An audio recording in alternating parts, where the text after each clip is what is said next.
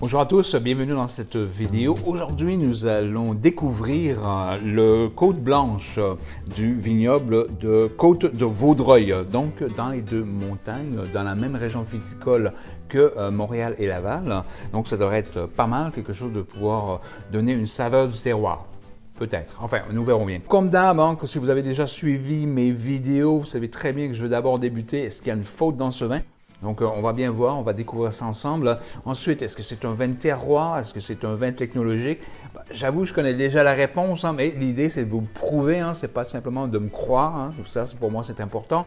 Troisième point, est-ce qu'on peut améliorer ce vin? Est-ce qu'on peut faire en sorte qu'il nous offre le meilleur de ce que ce vin a à offrir? Est-ce que le carafage lui va en bénéficier? On va tester tout ça. Et quatrièmement, quel est le type de saveur qu'est ce vin? Déjà, à la couleur, on a déjà une petite idée, mais on aimerait s'en assurer et ainsi maximiser nos chances de servir avec le bon repas, au bon moment, avec les bonnes personnes. Et c'est ça finalement qui va nous le dire. Donc, je suis assez excité de découvrir ce vin avec vous, pour vous prouver que ce vin, il est pas mal. Donc, on va d'abord aller avec l'analyse des secs, comme d'hab. Donc, si vous êtes chez le caviste, en l'occurrence à l'SAQ où vous achetez directement du vignoble, vous allez être en mesure de pouvoir juger si ce vin vaut la peine qu'on s'y intéresse dès qu'on regarde les secs. Ça veut dire qu'avant même d'avoir ouvert la bouteille. Donc, voyons ça ensemble. Alors, je vais prendre mes notes. Voilà. Si vous ne l'avez pas déjà téléchargé, je vous l'invite à le faire.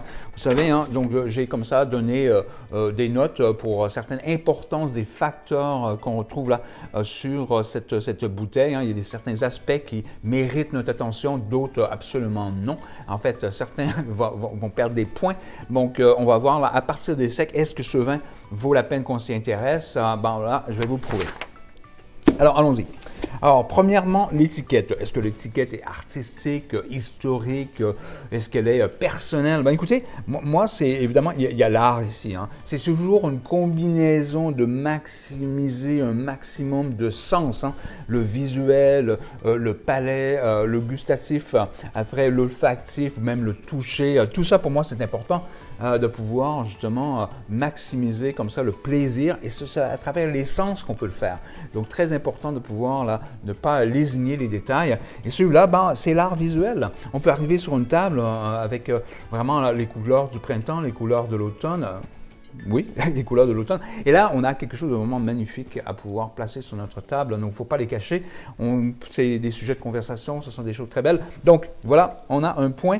Pour ce fait, on est sur vraiment là. Et je sais que Serge, donc le vigneron, s'intéresse à l'art parce que il a dans son jardin, pendant l'été, pour les visites, il va y avoir des expositions d'art là. Donc, il y a aussi un intérêt personnel à pouvoir promouvoir l'art. Et l'art gustatif, écoutez, ça, c'est la résultante. C'est ce qu'on va découvrir ensemble. Donc, vous voyez, tout ça combine qu'il y a une attention, évidemment, avec le travail. On y va avec l'émotion, on y va avec l'art. Voilà, c'est ça que ça veut donner. Ensuite, mauvaise qualité. Non, je crois pas. Il y a peut-être, ici, ça sort un peu. Si je le mets dans un seau d'eau, est-ce que finalement, on va perdre l'étiquette, mauvaise colle, tout ça? Parce qu'il y a un lien direct avec la qualité des secs et la qualité du produit du vin. Alors, si c'est de mauvaise qualité, tout ce qui est là, c'est qu'à l'intérieur, c'est mauvaise qualité. Donc, c'est pour cette raison qu'on fait ce lien ensemble pour voir est-ce qu'il y a vraiment des trucs de mauvaise qualité sur cette bouteille. On va voir. Unilingue, écoutez, on va voir. Donc, normalement, c'est unilingue. Leur dépôt de cristaux, voilà, c'est unilingue, c'est français. Ce qui veut dire que, écoutez, c'est surtout pour consommation locale. Donc, c'est la consommation locale. Il n'y a pas suffisamment de quantité pour penser à faire de l'exportation. C'est ça que ça veut dire. Et ça, c'est merveilleux parce que ça nous donne une petite idée, un petit indice que finalement, si c'est des petites productions, comme dans les petits pots, les meilleurs onguents, c'est exactement la même stratégie finalement. Allons-y, le nom du vignoble, commercial, peu connu, local, écoutez, c'est local. Donc, on a un gros 2 points pour le fait que c'est local. Parce que acheter local, écoutez, il n'y a pas photo, il n'y a pas de transport, il n'y a rien, surtout qu'on achète directement du vignoble. Écoutez, on sauve tout ça.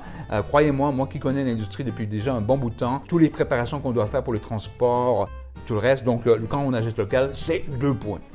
D'ailleurs, si vous ne comprenez pas trop tout pourquoi mes notes, je vous invite à aller voir ma vidéo qui est sur tous les secs. La raison pour laquelle je vais donner comme ça des notes de 2, 1 ou autre, vous avez toutes les descriptions des importances dans cette vidéo, donc voilà, vous allez mieux comprendre. Ensuite, le millésime, est-ce qu'il est présent? Est-ce qu'on a le millésime sur cette bouteille? On a 2020, excellent, on lui donne un autre point. Ça va bien.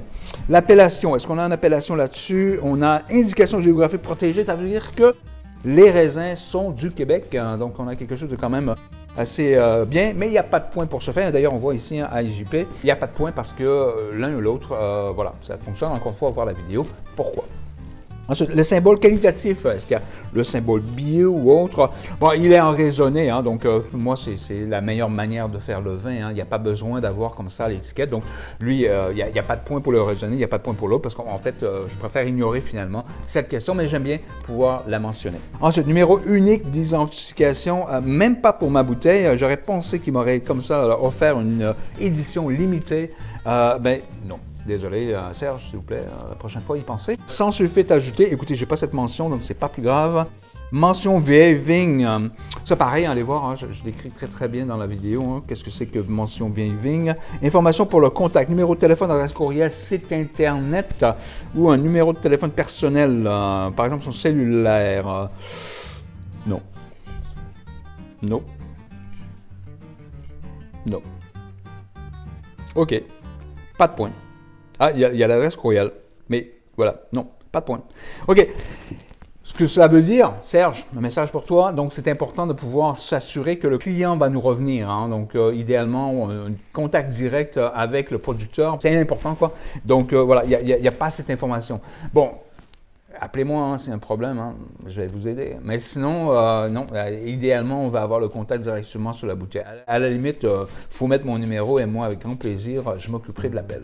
Alors, la capsule de la bouteille, pas de vignette, négociant, mauvaise qualité. Écoutez, bon, il y en a pas mal hein, qui sont comme ça. Hein, je pense qu'on la jette directement là, de l'association qui s'occupe de pouvoir gérer les indications géographiques protégées. Et puis là, il vous l'envoie, puis vous mettez là-dessus. Donc, il n'y a pas de point. Mise en bouteille, est-ce que c'est au domaine, au vignoble, à la propriété ou au château? C'est pas un château. Ah, voilà. C'est un vignoble. Voilà. Oui, mise en bouteille au domaine. Donc, on est rassuré. Ça lui donne un autre point. Bravo. Non, en fait, c'est 2 points. Excusez-moi. 2 points. Est-ce que le code barre est présent? Oui, il est là. Est-ce que l'étiquette de derrière, sobre, absent, ajouté, historique, descriptif ou informatif? Voyons voir. Élaboré à partir du Frontenac gris, Prairie Star et Frontenac blanc, ce vin se distingue par son assemblage unique. Le nez est partagé entre les arômes floraux et les arômes fruités. En bouche, l'attaque est souple et soyeuse, laissant place à des arômes de poire bien mûrs et une finale équilibrée. Je pourrais confirmer. Servir entre 12 et 13 degrés. Ça demeure humble, ça demeure correct. Et là, on a aussi là, léger dépôt de cristaux, de tartre, qui n'altère en rien la qualité du vin. Donc, il est possible que ce vin doit être décanté. C'est pas, pour moi, ce ne sera pas nécessaire, dans le sens que quand je vais voir les cristaux, là, qu'on peut très bien voir, là, on les voit directement ici. Hein, ce sont de très beaux cristaux. Je ne sais pas si vous les voyez à la caméra. Donc, voilà, on les voit ici. Ils sont bien isolés là, sur la partie là, juste au bas de la piqûre qu'on appelle, hein, ou au bas du cul, hein, c'est dépendamment de la manière que vous voulez vous exprimer. Vous l'avez ici. Là, à la fin de la bouteille, je vais éviter de tout verser finalement quand on est au courant. Donc ça, il y a un point pour ça aussi. Alors, on va se donner descriptif et éducatif, donc c'est le cas sobre. Donc, on va donner un gros 2 points pour ce fait. Poids de la bouteille, on est au-delà de, on est à 460 grammes, donc ça va. Couleur, on est sur le blanc. Évidemment, le blanc ne protège en aucunement pour le UV, mais il faut savoir que c'est la couleur qu'on voulait présenter. Encore une fois, allez voir ma vidéo là-dessus, je vais comparer comme ça les différentes couleurs de bouteilles, vous allez mieux comprendre. Le bouchon en tant que tel, on va le voir dans quelques instants. Et puis la mention réserve cuvée, est-ce qu'on essaie de trop vendre ce produit? Non, ce n'est pas le cas. On essaie vraiment de rester honnête, intègre avec le client. Donc voilà, le client qui est vous. Alors, qu'est-ce qu'on a comme résultante? Moi, je vais avoir 2, 6, 7, 8. Et moi, j'imagine avec le bouchon, qu'est-ce que ça donne le bouchon? Bonne qualité, donc il y aura sûrement un 1. Donc, on a un 9. 9 sur 20. C'est modéré comme note. C'est ce genre de note qu'on peut avoir sur les vins locaux, hein, qui ne font pas d'emphase sur le marketing ou rien de tout ça. Donc, tout va bien. Mais voilà, c'est l'important, c'est le jus. Pour moi, c'est pour vous donner une indication. Quels sont les facteurs qu'on peut observer qui nous permettront de dire, quand vous serez chez le caviste, est-ce que ce vin, je l'apporte à la maison ou non? Et si oui, pourquoi et en espérant que vous avez mémorisé finalement ces quelques détails qui vous permettra de pouvoir définir et d'expliquer votre décision. Ça fait toujours plus cool de dire « bah non, j'aime juste l'étiquette finalement, voilà ». Et là, vous vous êtes évidemment trompé parce que très souvent, c'est trompeur. Bon, voilà, c'est le reste du temps pour ce vin, ce magnifique vin que j'ai déjà l'eau à la bouche parce que j'ai souvent goûté, j'ai souvent présenté, mais encore une fois, je vais être très impartial. Alors, je vous vois à la prochaine vidéo. La prochaine vidéo, on va aller sur le visuel, on va aller sur l'olfactif, on va aller sur le gustatif pour se donner une opinion, une observation beaucoup plus définie et c'est ce vin, pourquoi il en vaut la peine. Alors, je vous vois dans quelques instants. Merci et à plus tard. Bye.